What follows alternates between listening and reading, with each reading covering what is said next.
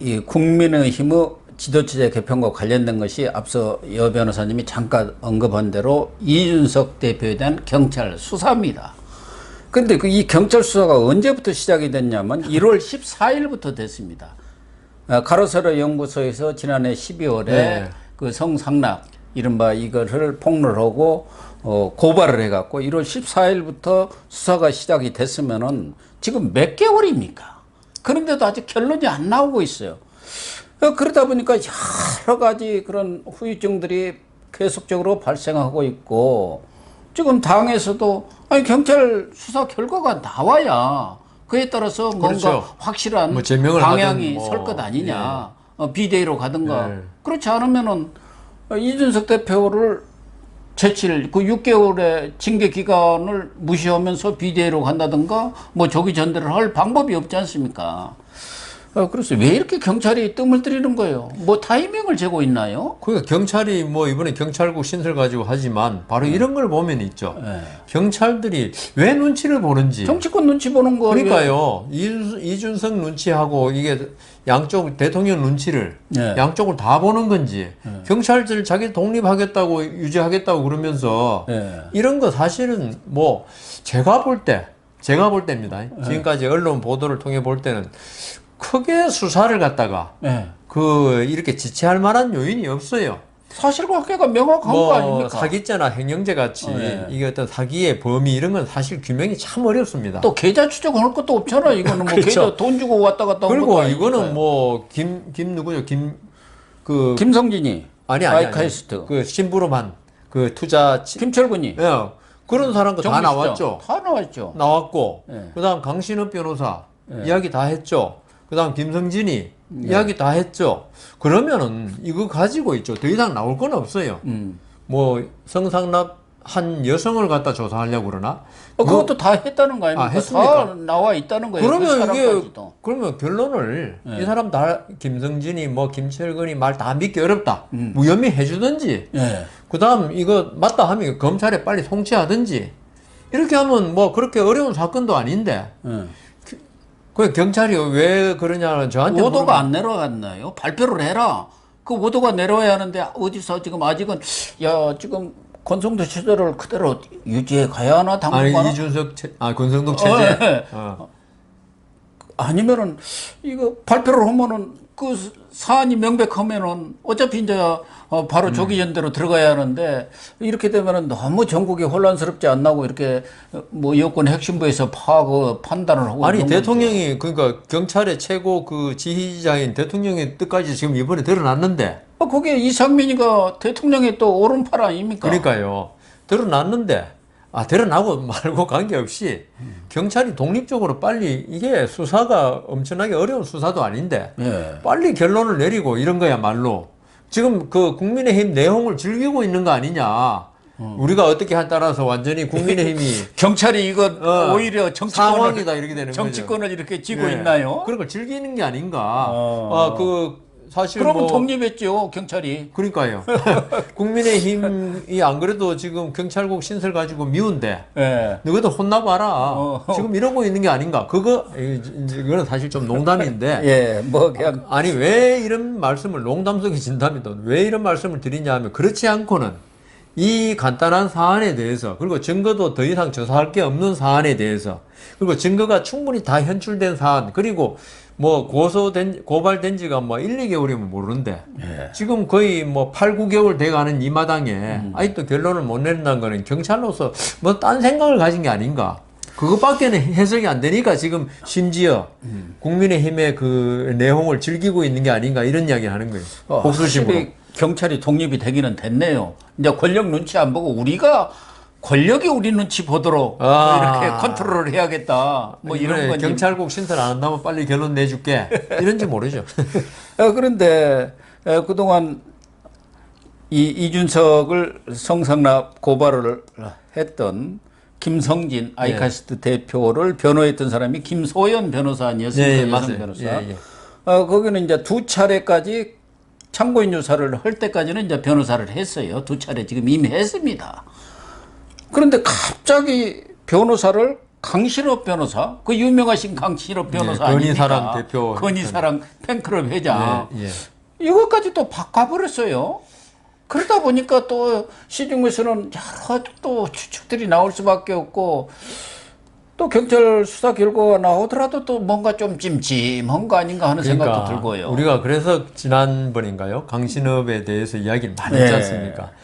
호가호위하고 네, 있다고 강신업이 그랬죠. 결국은 이런 거 노린 거 아닌가? 정치적으로 어떤 뭐 도약 아니면 뭐 공천이야 이런 것도 노린 거 있지만은 네. 강신업 변호사는 앞으로 이게 지금 대통령의 부인의 어떤 그런 팬클럽 대표를 했다.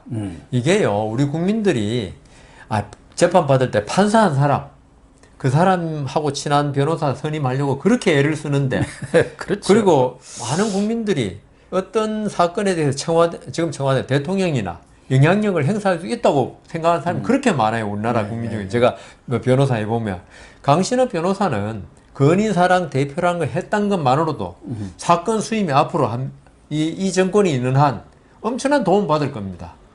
뭐 문재인 정권 때도 몇몇 변호사들 아주 그냥 떼돈을 벌었다는 민변 예. 저기 제가 뭐 제2모 법인에 예. 그 사건이 몰려버렸다는 올려가지고요. 거 아닙니까? 헌재 사건, 막 큰 사건은 전부 거기 갔어요.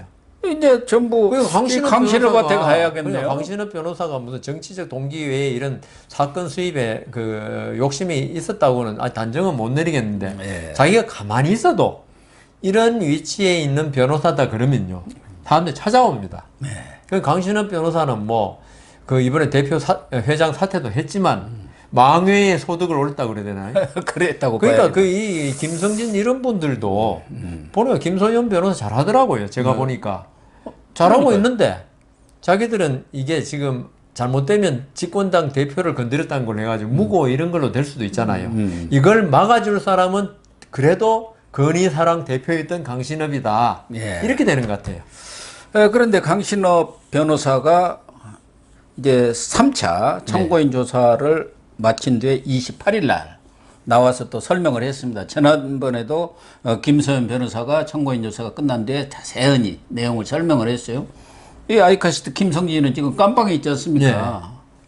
뭐 200억인가 무슨 사기 사건으로 이렇게 들어가 있는데 그동안 나온 얘기들을 뭐 많이는 했습니다. 20여 차례 뭐 이렇게 접대를 받았다는 등 뭐 여러 가지 얘기를 했는데 그런데 이 강신업 변호사가 3차 조사 후에 이야기한 것 중에 핵심은 성상납에 대해서 구체적인 그런 정황들을 설명을 했어요.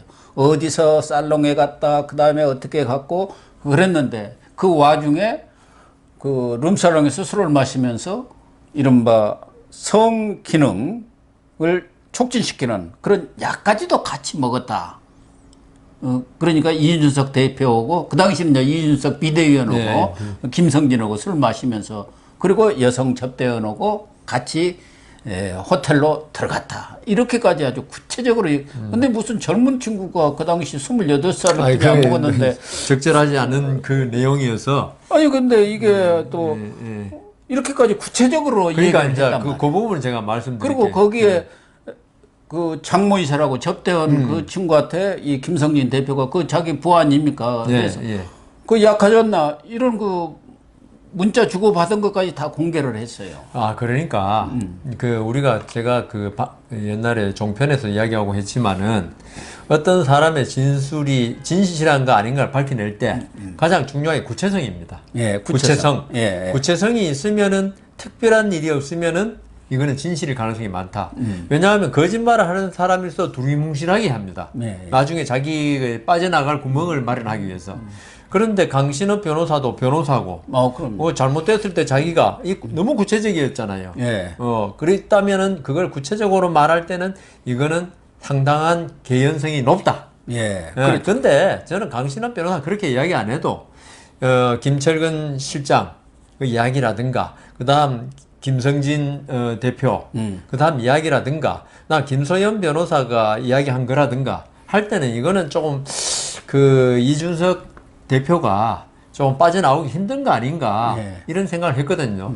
그렇기 때문에 강신업 변호사가 이야기한 건 지금까지의 모든 걸 갖다가 다시 한번 확인 사살이라 그러나요? 그렇다고 예, 봐야죠. 그렇게 봐기 때문에 그래서 좀 전에 이야기 돌아가면 경찰이 이렇게 했는데도 왜 빨리 결론 안 내느냐 이거죠. 그리고 그 논란이 됐던 박근혜 시계 예. 또 박근혜 전 대통령이 아이카시드를 방문하기 위해서 이준석 당시 비대위원이 이러이러한 사람하고 접촉을 해서 그걸 성사시키겠다 했는데 그것도 구체적으로 다 드러났잖아요. 전에도 좀 나왔습니다만은 김상민 전 의원 비례대표 예. 그리고 류재욱 네모 파트너스 대표 이런 사람들을 거론하면서 해가지고 성사를 시키겠다 했는데 실제로 또 실제로 갔단 말이에요. 했고 그러니까요. 그러니까 이런 정황 증거들을 감안해 볼 때 이준석 대표가 말씀하신 대로 완전히 무혐의 받기는 현실적으로는 어려운 거다. 제가 지금까지 반 걸로는 예. 제가 수사 기록을 못 봐서 뭐 판사를 하셨으면 그러니까 딱 보면 알잖아요. 100%라고 말씀 못 드리지만은 90% 이상 이준석 대표가 참 힘들겠다. 예. 네, 그런 생각이 듭니다. 그러니까 홍준표 대구시장이 얘기했지 않습니까? 딴짓 하지 말고 당신은 지금 정치적으로 살아나려면은 그 소송이라든가 이 부분에 집중을 해서 거기서 살아날 국리를 찾아야 한다. 아니 그거는 살아나지 그걸로 살아나지 못하기 때문에 지금 사람 만나고 있는 거예요. 그렇겠습니까? 지금 그 이준석 대표가 사실 범죄는 있죠. 범한 사람이 제일 잘합니다. 그러겠죠. 예, 자기가 했는 걸 제일 잘 알기 때문에 이준석 대표가 저는 오히려 지금 홍준표 시장 같은 경우는 검사 출신이고 네. 그렇지 않습니까? 예. 이런 경우에 볼 때 그 이준석 대표한테 어떤 법률적인 그 어떤 코치를 했지만은 이준석 대표는 자기 한 행위에 대해서는 제일 잘 알고 있을 거란 말입니다. 근데 홍준표 시장의 그 얘기를 보면은 마치 충고를 해주고 도와주는 척하지만 너는 틀렸어. 그러니까 내가 그 다- 말이죠. 내가 다 알아. 그거 아닙니까? 그러니까 네가 그 소송에 그 어떤 다투고 할 그 지금 입장이 아니니까 그러고 있는데 어디 돌아다니면서 그 간담회 이런 거라도 사람 세모를 생각하지 말고 빨리 결치를 결정해라 이 말이죠. 안 되는 거 다 아는데요. 뭐 아니 지금 고 교수님 저보고 판사했으니까 안다 그랬는데 홍준표 시장도 보면 알잖아요.